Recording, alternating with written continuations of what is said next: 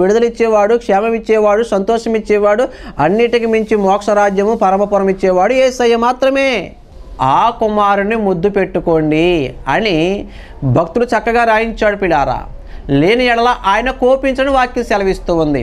ఇక్కడ ముద్దు అంటే ఏంటి, దారంతా వెళ్ళిపోతే చాలామంది ఏం చేస్తారంటే ఒక విగ్రహం కనపడగానే, ఒక గుడి కనపడగానే ఆయన వెళ్తూ ఉంటారు ముద్దు. అయ్యి బాబు ఎంత పెద్ద ఆరాధన అనుకుంటారంట.